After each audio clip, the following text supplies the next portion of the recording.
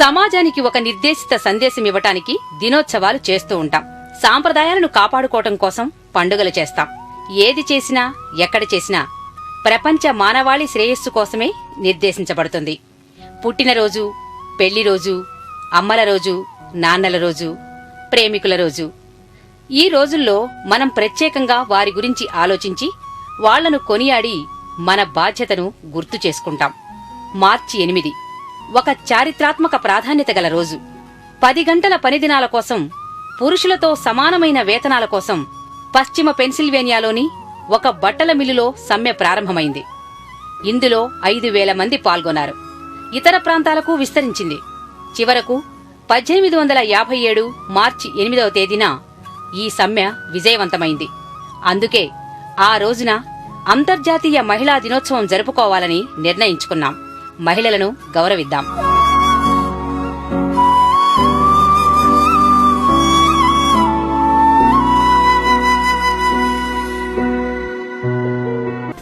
ఈ వీడియో గనక మీకు నచ్చినట్టయితే లైక్ చేయండి, షేర్ చేయండి, సబ్స్క్రైబ్ చేసుకోండి.